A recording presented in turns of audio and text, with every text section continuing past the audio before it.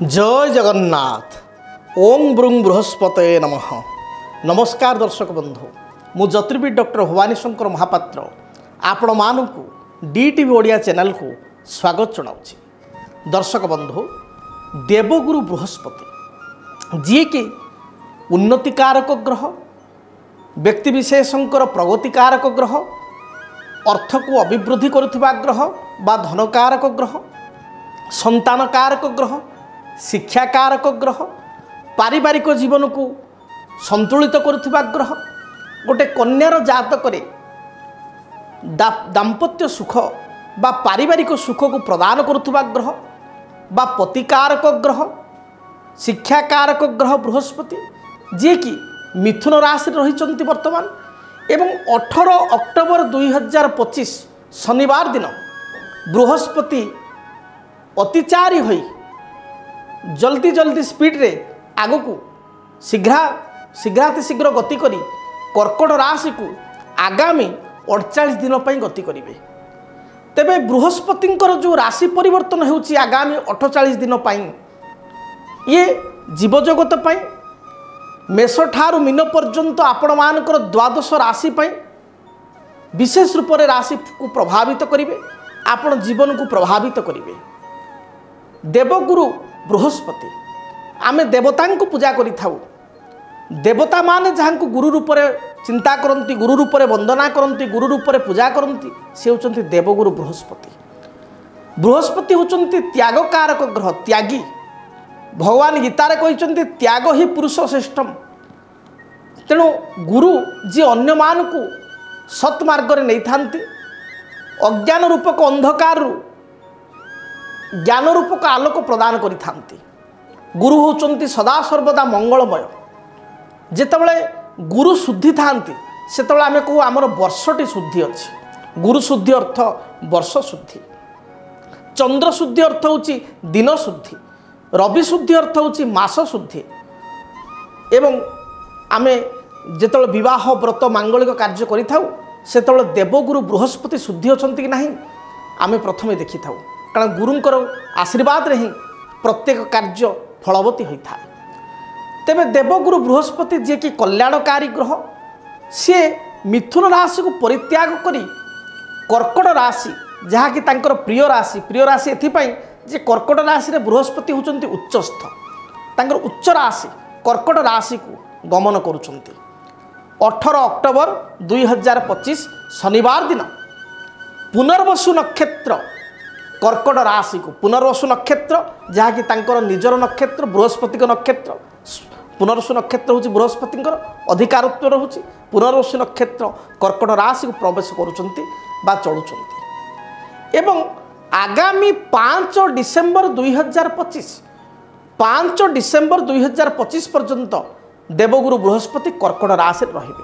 तेबे आसंतु जानिबा राशि चक्र उपर देवगुरु बृहस्पति प्रभाव कौन रहिबो।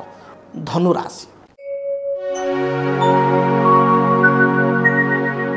धनुराशि व्यक्ति विशेष राश्याधिपति होचंती बृहस्पति। अग्नितत्व राशि बृहस्पति पूर्व सप्तम स्थान रही थे। एवं बृहस्पति उच्चस्थ हेले मात्र राशि ठारू अष्टमस्थ हेले। अष्टमस्थ बृहस्पति को आम टे नकारात्मक बोली कही था। जो मानकर धनुराशि से जानी विगत 2017-18 मसीहा ठारू 2025 मसीहा पर 24 मसीहा पर्यटन बहुत घांटी होती। तेबे वर्तमान समय रे मध्य शनिकर प्रभाव आपण राशि प्रति रहुछि। पूर्वर मध्य शनि चलन समय मैं आपको कही जेहेतु शनिकर दशम दृष्टि आप राशि प्रति रहुछि, मन विचलित होछि, कौन करेंगे कौन न करेंगे जापर ना। किंतु बृहस्पति जो परिवर्तन होता पूर्वर सप्तम बृहस्पति ये आपंपाई बहुत पॉजिटिव थिला। तेबे आपणपाई ये जो आगामी 48 दिन टिके क्रुशियाल टिके आपन को जगी रखी चलवा पड़ो।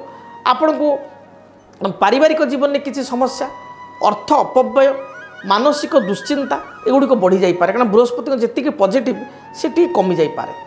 तेबे नूतन जमी बा भूमि क्रय कर संभावना बढ़ीज, कारण बृहस्पति मीन जहाँकि चतुर्थ भाव ओन हाउस को नवम दृष्टि देखिए। तेणु जमी बा भूमि आप क्रय करेंगे। पूर्वर किसी घर करने प्लानिंग करुले घर कर समय घर आप निश्चय देखिए स्टार्ट करेंगे। गोटे जानवाहन किणवार बहुत दिन इच्छा थिले एवं ताकू चरितार्थ करें नूतन 2 चकिया हो 4 चकिया हो निश्चय जानवाहन क्रय करेंगे। घर को किसी ना कि गृहजात सामग्री से टीवीटे हो कि फ्रिजटे हो कि जेकोसी जिनस हो आप निश्चय क्रय करेंगे। जो घर कार्य पूर्व गृह कार्य अधारे अटकी पड़ता ताकू आप पूरा स्टार्ट करेंगे बा भूमि क्रय करेंगे। तेणु अधा अधूरा कार्य करने ये बृहस्पति चलन आगामी 48 दिन पर्यंत आप भल रही। तेणु अधा अधूरा कार्य को आप आउ थे चान्स नहीं स्टार्ट करूँ देखिए निश्चय कार्य सुरुखुरे आप करेंगे।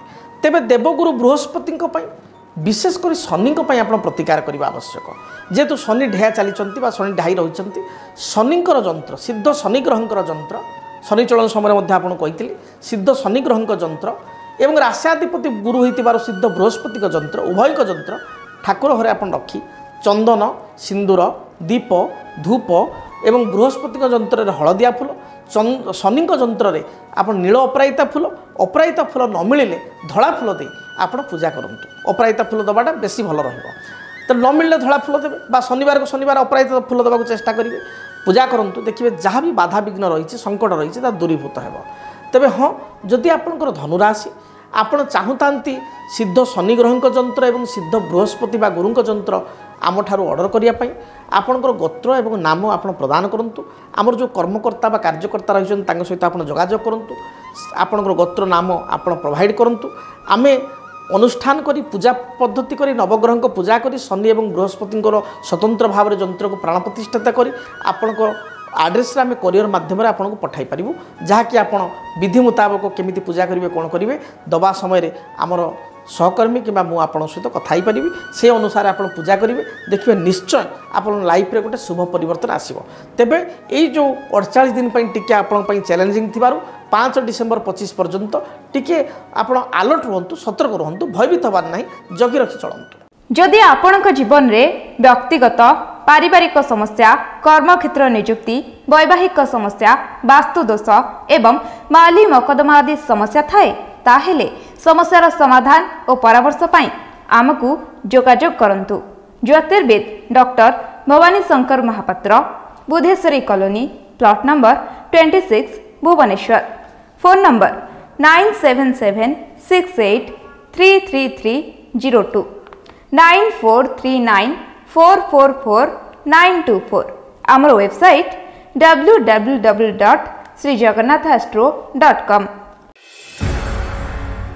केमिति कटिबो 2026 मसीह आपणक भाग्य केउ राशि रे रहिबो समस्या आउ किए हेबे लाभवान केमिति रहिबो मेष ठारू मीन राशि पर्यंत भाग्यफल जानिबा पई देखंतु आम कार्यक्रम 2026 भाग्यफल 2026 मसीह आपणक राशि रो संपूर्ण भाग्यफल जानिबा पई चैनल को सब्सक्राइब करंतु बेल बटन को ऑन करंतु देखंतु डीटीवी ओडिया।